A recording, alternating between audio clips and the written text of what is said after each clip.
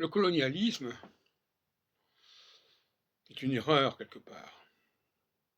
D'ailleurs, avoir été colonisé des continents différents, l'Asie et l'Afrique, avec des populations qui sont complètement différentes physiquement, sinon religieusement, du continent européen, c'est une erreur. On est arrivé à croire qu'un Allemand et un Français de souche étaient plus différents qu'un Français de métropole et un Africain d'outre-mer.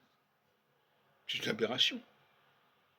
C'est un contresens. C'est une façon de se forcer à voir des choses autrement qu'elles le sont.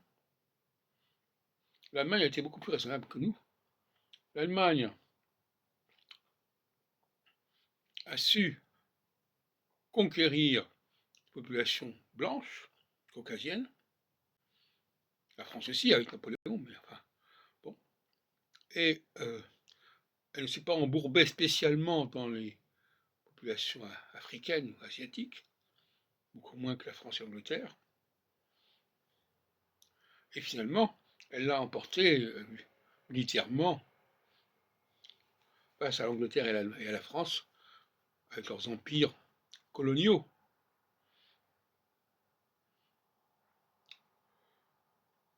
Et puis ensuite, évidemment, les choses prennent notre tournure, puisque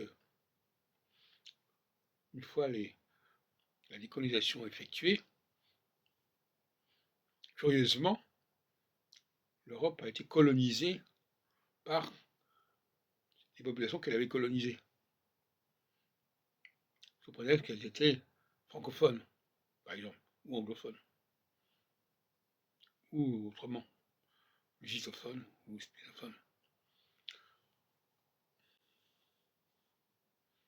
La France, à partir de 1963, et notamment après 1956 et l'échec de l'expédition de Suez, a signé le traité de Rome, et en 1963, après la dépendance de l'Algérie, elle a signé le traité de l'Élysée avec l'Allemagne. Puis ensuite, évidemment, tout ça. Donc finalement, nous avons une Europe, une Union européenne qui est blanche et qui accueille la population africaine et asiatique qui ont un autre mode de fonctionnement. Je ne parle pas de la langue, je parle du physique, je parle de la mentalité, je parle du mode de communication.